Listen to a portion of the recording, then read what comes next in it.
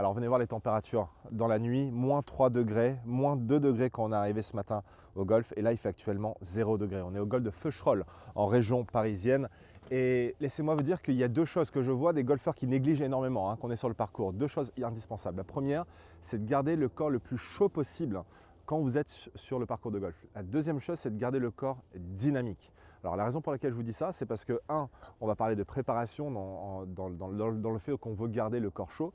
Et deux, je vais vous donner deux exercices que vous allez pouvoir faire sur le parcours entre vos coups pour vous permettre de rester dynamique. Parce que trop souvent, je vois les golfeurs qui font les mêmes erreurs. Quand ils regardent leur partenaire de jeu, ils sont là, ils restent statiques et ils ne bougent pas. Et ce qui se passe quand vous faites ça, c'est que le corps se refroidit. Et quand le corps se refroidit, vous avez moins de mobilité. Moins de mobilité, ça veut dire que vous avez moins la capacité d'être en rotation durant votre swing. Et quand il y a moins de rotation, il y a moins de vitesse de club, ce qui veut dire moins de distance au final. Donc on doit impérativement essayer de contrer tout ça à travers une meilleure préparation et des exercices simples qu'on peut faire sur le parcours. Donc parlons déjà de la préparation. Quand on parle de préparation, on parle déjà de textile. De bas vers le haut, je vais commencer par les pieds jusqu'au bonnet. Donc sur les pieds, vous allez essayer de choisir des chaussettes adaptées, c'est-à-dire les chaussettes les plus épais possibles, évidemment tout en restant en confort au niveau de vos chaussures de golf.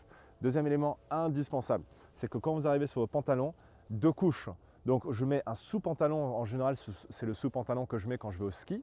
Et ensuite je mets mon pantalon habituel. Et ce qui est aussi bien, c'est les pantalons de pluie aujourd'hui qui sont très bien. Pourquoi? Parce qu'elles sont assez épaisses et donc elles peuvent garder le corps, le bas du corps un peu plus chaud. Quand on arrive sur la partie haut du corps, c'est là où ça devient important parce que souvent, je vois des golfeurs qui ont trop de couches. On m'a posé une question la dernière fois. Lewis, comment je fais pour swinger avec 15 couches en rigolant?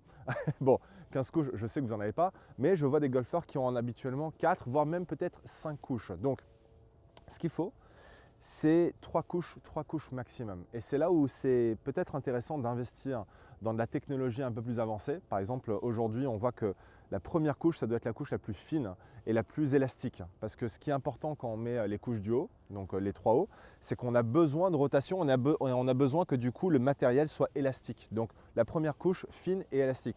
La deuxième couche, pareil, elle est assez fine, mais elle va être un peu plus protectrice en termes de chaleur, donc elle va vous permettre d'avoir un peu plus chaud. Mais pareil, elle reste très élastique. Et le troisième, c'est en général, moi j'aime bien porter des coupe-vents parce qu'ils sont à la fois fins mais épais. Parce que regardez l'intérieur, là, j'ai une sorte de une double protection en fait à l'intérieur, ce qui veut dire que là actuellement ça va, j'ai pas froid. Alors, j'ai pas froid parce que trois choses qui sont importantes quand on parle du corps et du textile: garder les pieds au chaud, garder les mains au chaud et garder la tête au chaud. Surtout pour ceux qui ont la même coupe de cheveux que moi. Je vais pas enlever mon bonnet, mais je vous laisse imaginer ma coupe de cheveux. Je veux dire qu'elle est rasée. J'ai la tête rasée. Donc du coup, au niveau des mains, alors vous l'avez remarqué, j'ai des gants d'hiver, mais c'est là où je voudrais vous donner peut-être une astuce qui va vous aider. Le problème avec les gants d'hiver, alors le côté évidemment le côté bien positif, c'est que elles gardent les mains au chaud. Mais le gros problème, c'est qu'on perd en toucher. Et quand on perd en toucher, on sent un peu moins le club dans les mains. Et donc du coup, on a moins l'opportunité de swinger comme on aime swinger d'habitude. Donc du coup, moi ce que j'aime faire pour contrer ça, c'est que j'aime bien mettre les gants d'hiver. Et d'ailleurs, ce que je fais, c'est que je rajoute, là je joue mon sac et je mets en fait des moufles. Donc dès que je finis de taper mon coup, en général tout de suite, je mets les moufles. Hop, et d'ailleurs, vous verrez beaucoup de joueurs sur le circuit, si vous regardez là pendant l'hiver, ou quand vous regardez les tournois en Écosse, vous verrez des joueurs en fait qui mettent les moufles. Dès qu'ils ont terminé, boum, on met les moufles. Et là, vous marchez à votre prochain coup en gardant les moufles, en poussant votre chariot, ou si vous êtes en voiturette. En général, pendant les périodes hivernales, c'est plus les chariots que les voiturettes. Dès que je joue, j'enlève les moufles, mais j'enlève également mes gants d'hiver. Donc vous avez vu que c'est une organisation, J'enlève mes gants d'hiver. Pourquoi? Parce que j'ai envie d'avoir plus de sensations. Mais là, vous allez me dire, ouais, mais Lewis, pendant l'hiver, s'il fait froid, et que j'enlève mes gants, mes mains elles vont avoir froid aussi. Et quand j'ai froid, je perds également en sensation. Vous avez complètement raison. Et c'est là où vient ma prochaine astuce, c'est que j'ai toujours dans mon sac quelque chose d'incontournable, c'est les chaufferettes. Alors les chaufferettes, vous pouvez les trouver, ça s'appelle des chauffe-mains. Vous pouvez les trouver dans des magasins spécialisés, des magasins de sport comme Decathlon. Mais vous avez vu ce matin, moi j'ai pu aller chercher à l'accueil du golf à Feucherolles. Donc en général, dans les golfs, ils les vendent à l'accueil durant l'hiver. Et là, la chauffette, alors l'astuce, c'est de tout de suite l'ouvrir et de la casser comme ça, enfin de la chauffer un peu avant d'entamer votre parcours. Donc dès que vous arrivez au practice, vous sortez la chaufferette et là vous commencez à chauffer un peu. Si vous en avez déjà à la maison, vous le faites 1 heure avant d'attaquer votre parcours parce qu'en général ça prend 45 minutes à 1 heure. Donc ça, ce que je fais, c'est que quand j'enlève mes gants d'hiver et que je suis prêt en fait à jouer, en fait ce que je fais, c'est que si je suis en train d'attendre un partenaire de jeu, en fait j'ai la chaufferette toujours dans la main. Comme ça, mes mains restent toujours au chaud. C'est ça qui est important, toujours garder les mains au chaud. Mais en gardant cette idée on veut garder des sensations dans les mains.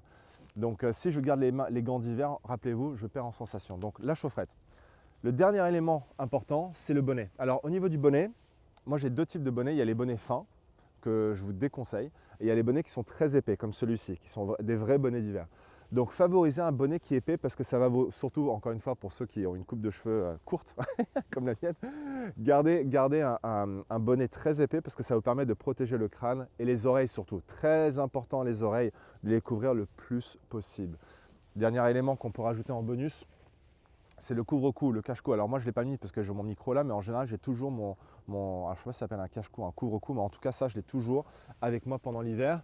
Et le dernier, le bonus numéro 2, c'est ça, mon thermos. Mon thermos, je l'ai toujours avec moi dans mon sac de golf durant l'hiver. Je l'emplis le matin d'eau chaude avec du thé, ça peut être du citron, peu importe. Et en fait, entre les coups, ça aide énormément. En fait, tout simplement, boum, je l'ouvre, je mets un petit coup de thé, puis là, je bois pendant que je suis en train d'attendre mes partenaires de jeu.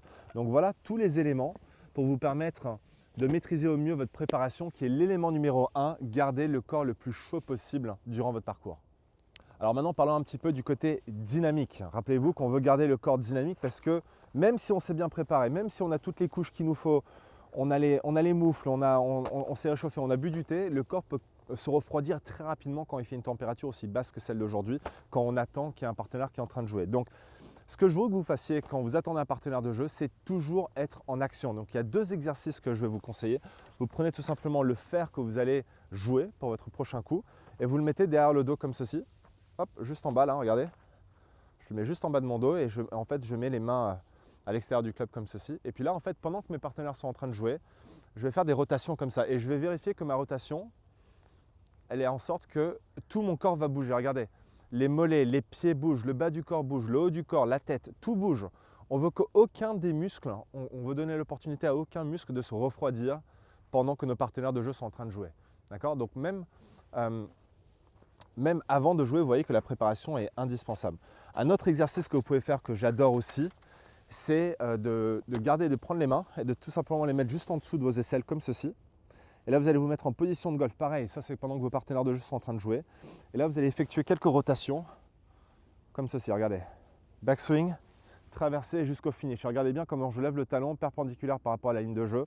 J'effectue ma rotation de swing. Rappelez-vous une chose, le corps est le moteur du swing. Peu importe l'âge que vous avez, le corps reste le moteur du swing. Donc on doit vérifier que ce moteur soit toujours chaud durant votre partie parce que s'il se refroidit à un moment donné, c'est les bras qui vont prendre le dessus. Et quand les bras prennent le dessus, en général, ce qui va se passer, c'est que c'est là où vous allez avoir des mauvais contacts de balle, beaucoup de slice aussi durant l'hiver parce que si c'est que les bras qui jouent, on va revenir un peu plus par-dessus parce que le corps reste statique. Donc vous voyez là, j'ai la bouche qui commence à se refroidir aussi. Donc du coup, je refais l'exercice, main en dessous des aisselles, position de golf, backswing, traversée. Backswing, traversée. Et donc quand c'est à votre tour de jouer, vous rangez les moufles dans le sac, vous avez votre club, donc là pour moi ça va être le driver aujourd'hui. Et en fait ce que je fais, c'est que je garde toujours la chaufferette dans la main jusqu'au dernier moment où je suis sur le point de jouer. Donc admettons que ma balle est juste devant moi ici, j'ai la chaufferette dans la main, je visualise mon coup, hop, chaufferette dans la main gauche, et là je le pose au sol, et là ensuite j'avance vers la balle, et là je suis prêt à taper, et là j'y vais.